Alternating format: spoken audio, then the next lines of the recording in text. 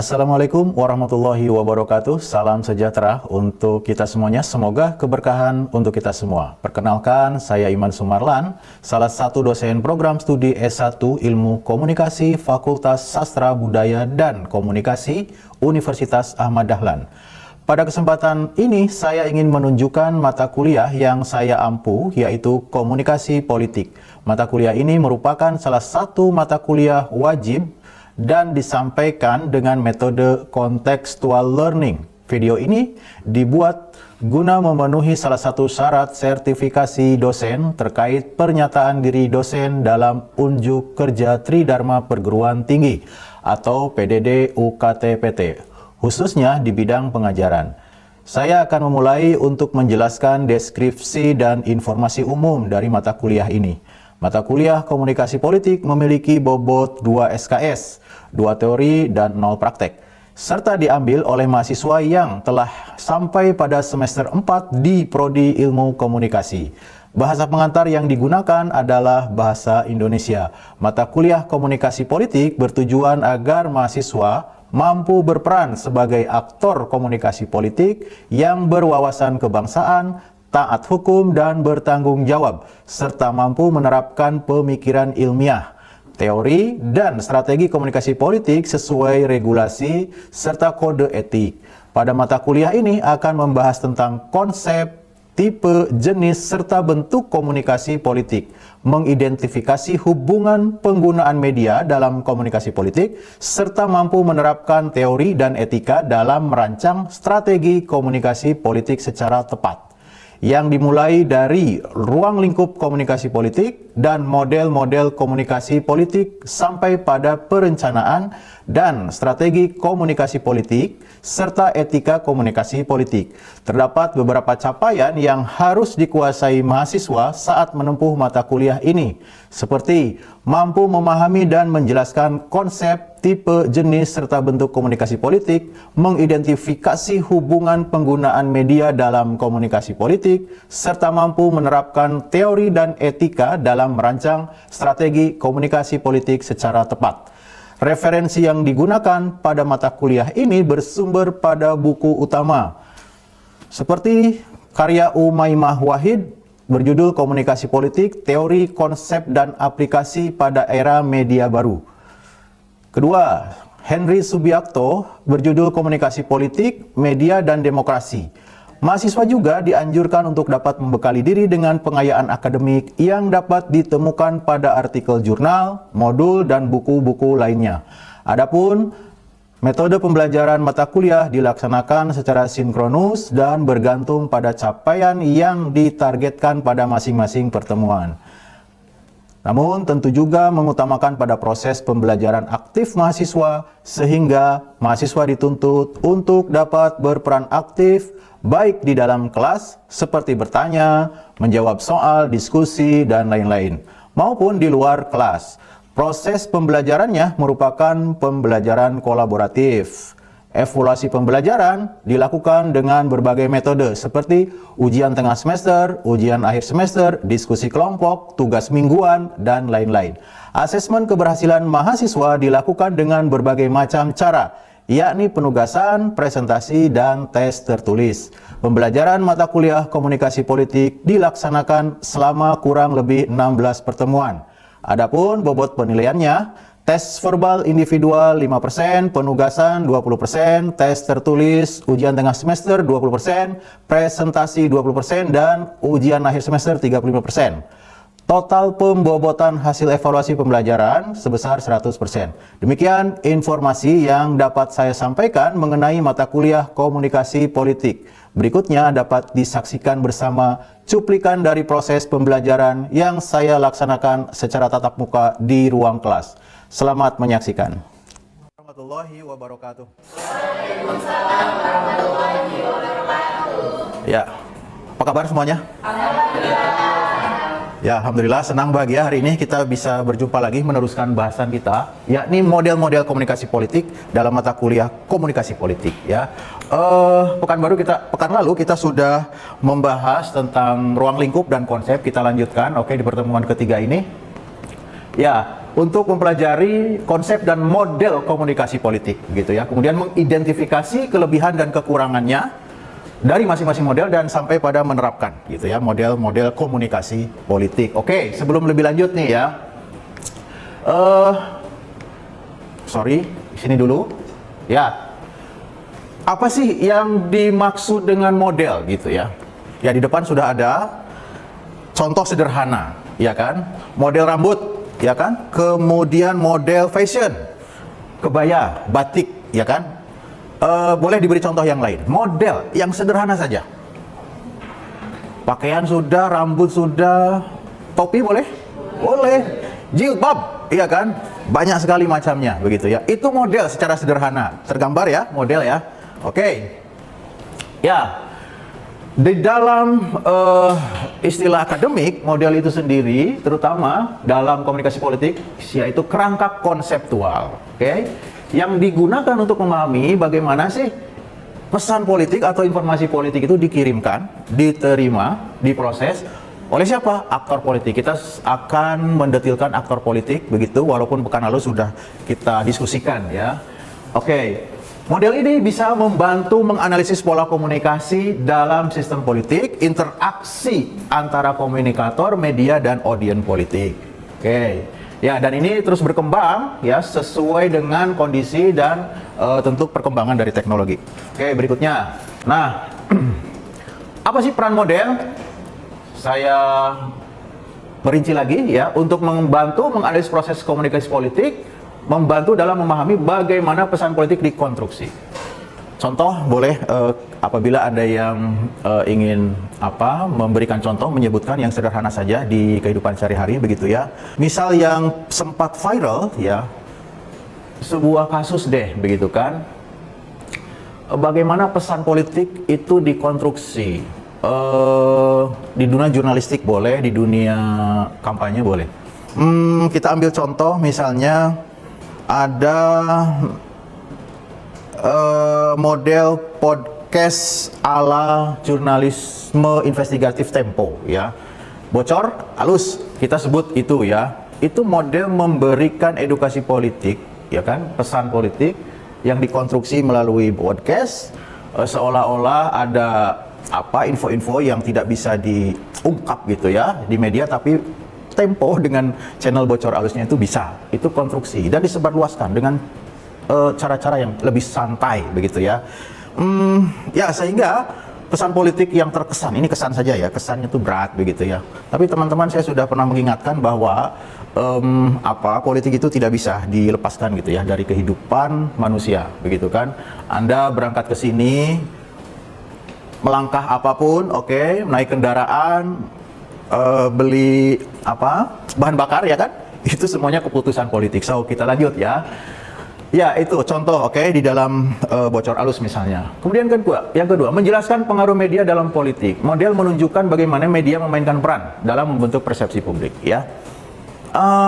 Ya, terserah mau kita sebut media mainstream tadi, salah satunya Tempo ataupun ya sebut saja TV nasional yang mainstream ya. Boleh sebut merek Trans TV kah, SCTV kah begitu ya. Yang ownernya misalnya seorang aktor politik ya. Boleh disebut saya kira begitu ya. Itu mereka memainkan peran dalam membentuk persepsi publik begitu ya. Oke. Bisa dibayangkan ya. TVA ownernya saya sebagai ketua umum parpol begitu, sehingga saya selalu in frame di TV itu dan caleg-caleg saya selalu in frame. Itu sebuah hal yang wajar dalam membentuk persepsi publik. Sehingga citra, image, persepsi, kemudian reputasi, gambaran publik terhadap partai saya itu hebat gitu. Oke, itu. 3, membantu evaluasi efektivitas komunikasi politik dapat digunakan untuk menilai keberhasilan strategi komunikasi politik suatu aktor atau institusi. Ya, kita ingat banyak aktor ya, selain individu yang berpengaruh, ada parpol, ada organisasi, ada media. Mahasiswa itu aktor politik teman-teman yang sangat berpengaruh, dahsyat itu ya gelombangnya itu apabila sudah melakukan komunikasi politik yang tentunya ya yang berdampak menurut pendapat mahasiswa apa yang perlu disuarakan begitu kan. Oke, peran model itu teman-teman ya. Kita lanjut. Sebelumnya, ya ada model yang pertama, oke, yang sangat populer ya di ilmu komunikasi, yaitu model Harold Laswell tahun 48. Mengembangkan model komunikasi politik yang terkenal sekali ya. Ini di ilmu komunikasi begitu, saya tempatkan di tempat yang pertama ya kan. Boleh disebut tuh rumusannya atau formulanya Laswell, oke?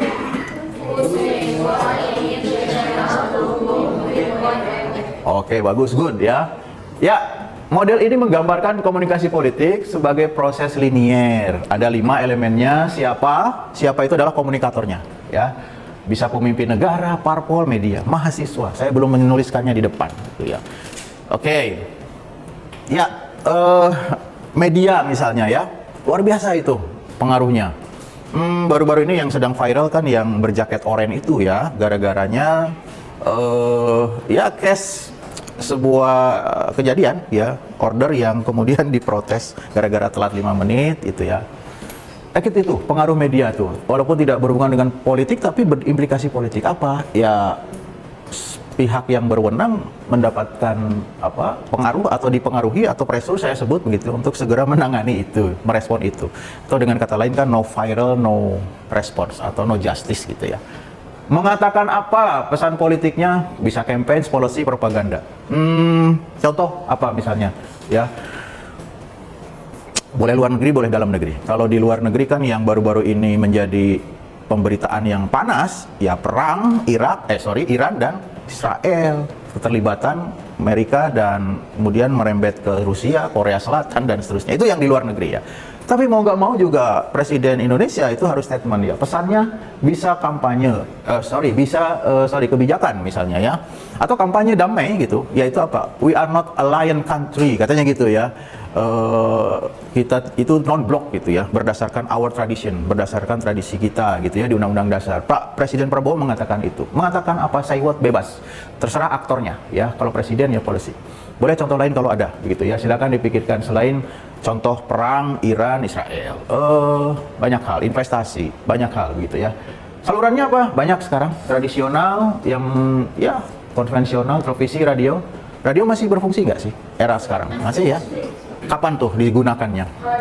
Di mobil. Yes, ya, menemani, apalagi nyetirnya sendirian tuh. Nyetel radio itu kayak diajak ngobrol aja gitu ya. Jadi ada riset hanya orang yang mengendari mobil memutar radio sekarang itu. Nggak tahu sih kalau teman-teman di kos-kosannya masih memutar radio gitu. Spotify gitu ya. Oke. Radio saya spill sekilas ya kan, karena sebuah isu ataupun sebuah contoh yang sudah langka ya era sekarang itu. Ya, sosial media tidak perlu dijelaskan. Anda user yang sangat aktif dan variatif gitu ya. Memiliki akun sosial medianya. Kepada siapa audiennya bebas, ya bisa pemilih, konstituen, masyarakat umum, kelompok kepentingan misalnya. Kelompok kepentingan ya yang berkepentingan, bisa investor, pebisnis, oke. Kemudian dengan efek apa? Ya, komunikasi politik bisa memberikan dampak perubahan, opini, ataupun peningkatan partisipasi. Kalau untuk di isu ekonomi misalnya ya, komunikasi politik Pak Prabowo ketika peresmian baterai nikel katakanlah di dunia itu ya, di situ kan ada para investor dan pengusaha tuh. Untung katakanlah aware, sadar gitu ya, Presiden Prabowo. Anda bisa saksikan saya kira disiarkan di mana-mana kok, it's okay gitu ya, kita bahas sebagai contoh. Pak Prabowo bilang, oh kayaknya saya kenal akrab dengan wajah ini gitu ya, menunjuk Tommy Winata saya sebut, karena di media-media sosial juga viral, it's okay gitu ya. Itu komunikasi politik, sehingga kan para investor juga semakin bergairah untuk semangat untuk investasi gitu ya. Oke, itu termasuk komunikasi politik teman-teman. Oke, lagi model yang berikutnya kita lihat. Ya, ini sebuah model tadi saya jelasin topi, kebaya, batik ya. Ada konstruksinya, dan konstruksinya dari Laswell itu bisa divisualisasikan seperti di depan ini. Oke. Ada sumber untuk apa? Untuk mengontrol riset ya, penelitian. Ada pesan, channel, audience, effect. Nah, makanya disebut komunikasi linear. Oke. Oke, kita lanjut. Berikutnya, apa sih kelebihan? Ya, mudah digunakan. Oke. Populer sekali di ilmu komunikasi itu. Menekankan efek komunikasi pada audiens, ya. Kekurangannya tidak mempertimbangkan feedback, umpan balik ataupun noise, beda dengan model yang lain yang akan kita bahas di slide berikutnya. Terus terlalu sederhana untuk komunikasi yang kompleks, tidak mempertimbangkan variabel yang banyak gitu ya. Ada tekanan militer lah, luar negeri lah, lobbying, luput dari modelnya Laswell. Oke, itu teman-teman. Berikutnya ada Shannon and Weaver, yaitu menurut dia komunikasi politik sebagai proses transmisi, ya, mengembangkan model yang melihat komunikasi itu sebagai proses penyampaian pesan dari pengirim ke penerima melalui saluran, oke? Ya, akan tetapi yang berbeda adalah memperhatikan noise, ya kan? Poin E. Sumber saya kira tadi sama, tidak perlu saya ulang. Ada komunikator politik, bisa presiden, bisa media, pesannya informasi politik atau policy ataupun bahkan propaganda, begitu kan? Medianya banyak, saya tambahkan debat politik juga saya kira termasuk dari saluran yang sekarang itu bisa menjadi magnet untuk diperhatikan oleh audiens gitu ya. Ada kontroversi walaupun kita sudah bisa pakai analisis ini ya, framing atau priming atau analisis yang lain, konten analisis yang lain, misalnya di backstage-nya kita nggak tahu ya kan, di studionya gitu bisa ngopi-ngopi biasa. Yang penting kan antara Bung Rocky dengan saya sebut karena kita mata kuliahnya kompol dengan bung-bung yang lain gitu berdebat gitu ya. Karena kalau nggak begitu ya no rating lah begitu ya kalau pakai rating. Oke. Nah, saya mau lanjut ke gangguan nih. Ada distorsi dalam komunikasi politik ya. Hoax, misinformasi. Ya kalau radio misalnya kalau sudah di pegunungan yang di luar jangkauan kan sudah ada noise tuh, itu yang sederhana. Oke, atau noise yang lain gitu ya. Noise yang lain itu ya bisa mispersepsi juga. Salah mengartikan apa yang dimaksud komunikator ketika menyampaikan pesan gitu. Nah, apa kelebihannya? Memperhatikan faktor gangguan, berguna menganalisis efektivitas. Oke, kekurangannya tidak memperhatikan aspek sosial budaya dalam komunikasi politik, ya, walaupun Gen Z kalau di dalam politik praktis ya, sebagai pemilih terbanyak, sekitar 50% ke atas begitu ya. Tapi kan ceruk yang menjadi rebutan dan itu masih bisa dipengaruhi oleh faktor sosial budaya juga begitu ya. Menganggap komunikasi proses satu arah juga tanpa umpan balik ya, mirip dengan Laswell. Oke. Nah, yang berikutnya yang ketiga, model Easton. Kalau Easton itu melihat komunikasi politik bagian dari sistem yang lebih besar, modelnya menekankan bagaimana kompol berkontribusi pada pembentukan policy atau kebijakan publik. Nih, kita akan bahas ya, ada input misalnya dari mahasiswa deh begitu ya. Inputnya apa nih? Kalau misalnya Anda punya aspirasi yang Anda banget ini saat ini apa sih gitu. Boleh bebas ya. Saya pengen memberikan masukan kepada pengambil kebijakan, saya sebut misalnya DPR deh begitu ya. DPR. Kalau nasional boleh, provinsi boleh, kabupaten Anda sendiri boleh. Tolong misalnya, walaupun tidak selalu pakai tolong ya, mahasiswa itu. Tolong Bapak Ibu DPR alokasi anggaran APBN untuk pendidikan 20% itu semuanya dimaksimalkan untuk pendidikan. Yang menjadi leading sektornya adalah Kementerian Pendidikan Tinggi dan Kementerian Pendidikan Dasar Menengah misalnya. Aspirasi Anda itu misalnya, yang berhubungan dengan nasib Anda, ya kan? Nah, sehingga dari 20% itu diambil APBN-nya, misalnya kita punya ya 10.000 triliun deh mudah-mudahan ya. Walaupun sekarang belum gitu kan. Berapa tuh? Kalau 20%-nya 10.000 itu kan 200 triliun ya. Itu saya kira cukup mendanai lebih dari satu kelas ini gitu ya. 1 juta mahasiswa itu bisa dikasih free gitu ya dari negara untuk kuliah. Atau kalau tidak free ya kayak Australia begitu. Bu Stella itu pernah spill bahwa boleh membuat skema ya namanya student loan gitu ya, atau student loan ya, hutang mahasiswa. Dibiayai dulu, kemudian setelah dia lulus dimonitor, dia membayar gitu ya setelah dia berkarir gitu ya. Itu aspirasi Anda, saya mau menyampaikan sebenarnya contoh gitu ya, contoh aspirasi, input tuh. Oke. Lah karena Anda itu terus-terusan, Anda ngonten gitu ya, kayak temanmu yang di berbagai negara dan berbagai provinsi itu akhirnya bisa juga gitu ya mempengaruhi pengambil kebijakan untuk melakukan aksinya ya kan. Banyak contohnya gitu ya. Jalanan dikontenin gitu ya. Ya daripada malu kan viral begitu, Ya oke, jadinya gerak deh gitu ya. Nah itu input Anda itu diproses tuh oleh DPR tuh, ya.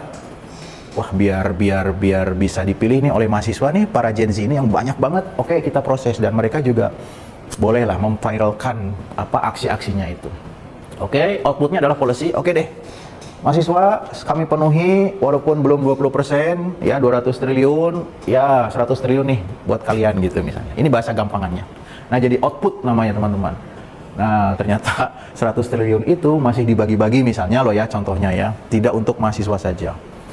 Nah Anda memberikan feedback tuh, wah ini kok kayaknya nggak serius nih, Anda bersuara lagi.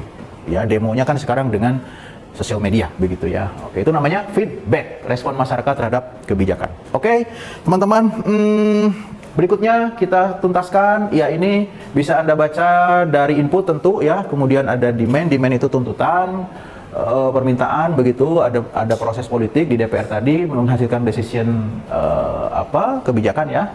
Ada policy, outputnya, terus ada feedback lagi. Oke, kita lanjut. Kelebihannya adalah bisa memahami komunikasi politik dalam konteks sistem politik yang lebih luas, kemudian bisa menjelaskan hubungan antara komunikasi politik dan policy atau kebijakan publik. Kekurangannya apa? Ya tidak mempertimbangkan dinamika media. Media-media misalnya contoh media yang disetting gitu kan dalam komunikasi politik modern. Oke, 4 model McNair. Ada 4 elemen, ada produksi pesan, yaitu aktor politik menciptakan pesan politik. Kampanye politik itu jangan dibayangkan ketika pemilu ya, walaupun secara definitif aturannya memang ada periode kampanye misalnya. Saya sering mencontohkan sih ya, memang sekarang eranya sedang KDM ya kan. Semuanya terdedi-dedi gitu kan. Contoh nih, ya dia nggak peduli mau mengatakan ini kampanye atau tidak, yang pasti dia melakukan ini dalam rangka komunikasi politik gitu ya, nggak mikir, itu juga strategi. Oke, medianya kan banyak dia, terutama TikTok and YouTube. Ya kita bisa bahas bedah lah ya fenomena itu KDM, menerima pesan di mana-mana begitu. Oke, responnya ya saya kira untuk opini publik berhasil gitu ya, figur tersebut. Anda boleh mencontohkan figur lain sebenarnya kalau ada begitu. Dan coba Anda cermati lagi ya, konten-kontennya itu selalu mendapatkan respon dari pejabat yang lain, aktor politik lain begitu ya. Dalam bahasa Anda itu pansos gitu. Gitu loh. Biar ikutan tenar gitu kan. Oke, modelnya seperti ini. Nah, teman-teman, tibalah kita coba untuk mempraktekkan ya salah satu deh ya, Laswell. Oke, saya sengaja menampilkan ini walaupun di masa lalu begitu, biar ya tidak boleh sih ya, banyak sekali fenomena yang tren sekarang ini, tapi saya sengaja sih masih di seputar Pilpres karena sudah masa lalu ya. Oke, apa yang dilakukan? Ya coba Anda masing-masing saja saya kira di tempatnya masing-masing. Boleh pakai HP. Nah, ada kalanya kita gunakan HP, laptop, internet, pulpen untuk belajar begitu ya. Anda analisis nih gambar ini, siapa yang menyampaikan pesan, say what, pesannya apa, channelnya apa, kepada siapa, efeknya seperti apa. Dan saya kira saya tidak perlu menunjuk siapa yang akan mencoba menganalisis luar biasa cepat sekali. Boleh di depan boleh ya. Tapi itu saya bagian yang dulu atau yang dulu sampai semua. Good. Dan tepuk tangan ini mengantarkan Anda untuk mencerahkan kita. Silakan. Mbak Ines, betul ya? Iya. Thank you. Saya temani. Please. Oh, di sini. Ya, menghadap ke teman-teman. Oke teman-teman, di sini kita bisa lihat di sini ada banner iklan pada kampanye belum lama ini. Yang dimana di sini ada banner dari OKS Prabowo Gibran dengan nomor urut kampanye 02. Di sini bagian hulu ada Prabowo Subianto bersama tim kampanyenya, yaitu wakilnya Mas Gibran dengan kampanye digital dengan Mas Gibran itu sendiri sebagai partner waktu itu calon wakil presiden. Saya tidak menampilkan memperdengarkan backsoundnya tadi begitu ya, dan memang ear catching sekali. Diingat-ingat aja deh gitu ya, nggak usah diputer ya kan.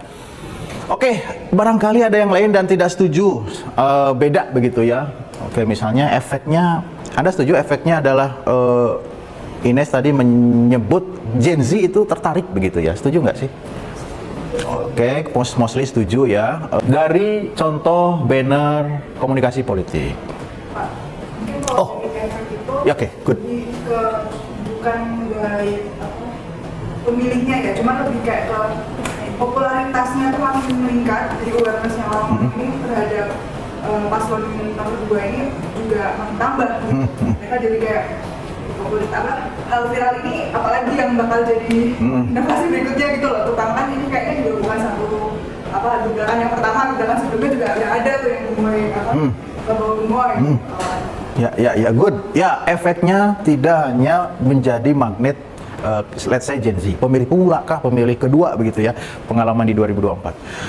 Oke, good, setuju ya. Yaitu citra Prabowo gemoy, lebih humanis dong, begitu ya. Tidak lagi katakanlah image di masa lalunya, begitu ya. Dari kalangan militer yang dicitrakan tidak baik, begitu kan? Oke, bagus sekali. Saya bukan mengomentari tentang apa itu ini kampanyenya atau bagaimana dalam berlangsungnya, tapi lebih ke strateginya. Oke. Strategi yang paslon nomor 2 ini itu bagus karena bisa kita lihat Gen Z itu adalah bisa dibilang mendominan saat ini gitu.